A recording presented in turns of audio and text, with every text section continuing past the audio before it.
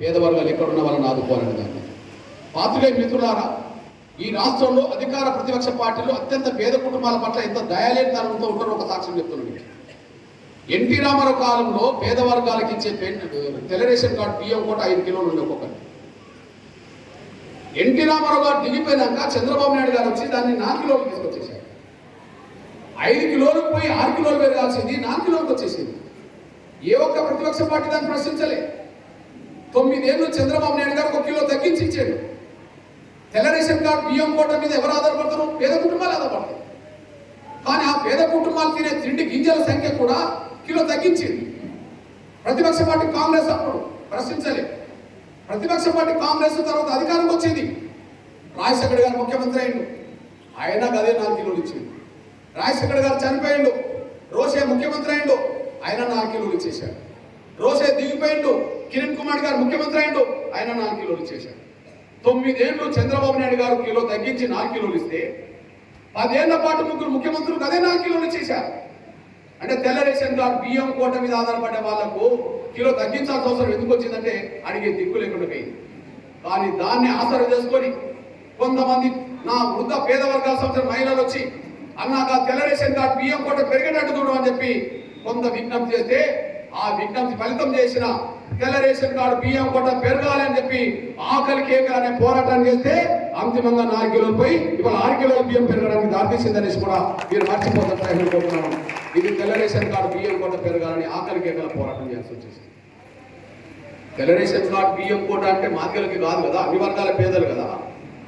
Aarogyasri card అంటే అన్ని వర్గాల పేదలు కదా. ఆరోగ్యశ్రీ కార్డు అంటే అన్ని వర్గాల పేదలు కదా. ఆ రోజు నేను పోరాటం జరుగుతున్నప్పుడు టీవీ ఒక నన్ను ఇంటర్వ్యూ తీసుకున్నది, ఈటీవీ.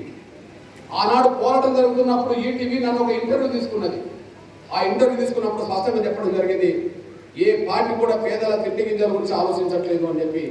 ఇప్పుడు ఏదైతే మాట్లాడుతున్నానో ఆ రోజు కూడా నేను అదే చెప్పాల్సి వచ్చింది. ఒక్కసారి తెల్ల రేషన్ కార్డు బియ్యం కోట పెరగాలని చెప్పి నేను ఏ యాత్ర చేసినో ఆ సందర్భంగా ఎవరు వచ్చి నన్ను ఇంటర్వ్యూ తీసుకున్నారో ఒక్కసారి వినండి. సరే వినండి, మీకు సాక్ష్యం చూపెట్టాను. మీ బిడ్డవి చెప్తున్నాను, మళ్ళీ చెప్తున్నా. 21 నెలలు గడిచినా ఆయన పెన్షన్ పెంచట్లేదు, వీళ్ళు అడగతలేరు కదా. కానీ ఎప్పుడు పోరాటం జరుగుతుంటే అప్పుడే పెన్షన్ పెరుగుతుంది. పోరాటం జరగనంత కాలం పెన్షన్ అట్లా నిలబడిపోతున్నాయి. మీ బిడ్డగా మీ అన్న చెప్తున్నాను. పక్క రాష్ట్ర ముఖ్యమంత్రి చంద్రబాబు నాయుడు గారి దగ్గరికి వెళ్ళాను. ఎన్నికల సమయంలో అక్కడ ముఖ్యమంత్రి చంద్రబాబు గారిని కలిసా. సార్ మీరు 4,000 పెన్షన్ వృద్ధులకి ఇవ్వమన్నా ఇస్తా అన్నాడు. 6,000 పెన్షన్ వికలాంగులకి ఇవ్వమన్నా ఇస్తానన్నాడు. కండరాల క్షీణంతో బాధపడుతున్న వాళ్ళకు నెలకు 15,000 ఇవ్వమన్నా ఇస్తా అన్నాడు. ఆయనను కలిసిన తేదీ చెప్తున్నా, ఏప్రిల్ 21, 2024.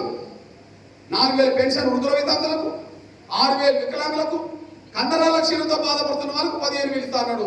నేను చెప్పాను, ఆయన వినతిపత్రం ఇచ్చాను, ఇస్తానన్నాడు, ఆయన ఇచ్చేశాడు. ఆయన ఎంత ఇచ్చాడంటే అధికారంలోకి వచ్చింది, మేనిఫెస్టో పెట్టిండు. 4,000 వృద్ధుల వితంతులకు, వికలాంగులకు 6,000, కండరాల క్షీణంతో బాధపడుతున్న వాళ్ళకు 15,000 ఇస్తామని అన్నాడు. కానీ ఆయన ఎంత పెద్ద మనసు చేసుకున్నాడంటే ఆయన 2024 జూన్లో ముఖ్యమంత్రి అయ్యాడు. జూన్ నుంచి పెన్షన్ పెంచలే, జూలైకి వాయిదేయాలి. జూన్ నుంచి పెన్షన్ పెంచలే, జూలైకి వాయిదేయాలి. కానీ ఆయన హామీ ఏమి ఇచ్చిందంటే ఇప్పుడు నేను ఈ నెలనే హామీ ఇస్తున్నా కదా, ఈ నెల నుంచే నేను పెన్షన్ పెంచిస్తా, అధికారంకి వస్తా అన్నాడు. అధికారంకి వచ్చింది జూన్లో, ఎన్నికలు జరిగినాయి, ఓట్లు పడ్డాయి మేలో, హామీ ఇచ్చింది ఏప్రిల్లో. ఆయన ముఖ్యమంత్రి అయిన వెంటనే ఏప్రిల్ నెల, మే నెల, జూన్ కలిపి 3 నెలల పెన్షన్ ఒకేసారి పెన్షన్ ఇచ్చేసాడు. 6,000 వికలాంగులకు ఇచ్చాడు, 18,000, 4,000, 12,000 వృద్ధుల వితంతులకు ఇచ్చాడు, 15,000, 45,000 కండరాల క్షీణంతో బాధపడుతున్న ఇచ్చాడు. అక్కడేమో హామీ ఇచ్చిన రోజు నుంచి పెన్షన్ పెంచి ఆయన ఇస్తే ఇప్పటికి ఇచ్చుకుంటూ వస్తుంటే ఈయన అధికారంకి వచ్చి 21 నెలలు గడిచినా, హామీ ఇచ్చి 23 నెలలు అవుతున్నా, 22 నెలలు దాటిపోయినా పెన్షన్ పెరగకపోవడం, కొత్త పెన్షన్ మంజూరు కాకపోవడం అంటే అర్థమే ఉందో ఒకసారి చెప్పండి. అంటే ఎక్కడ ఎంఆర్పీ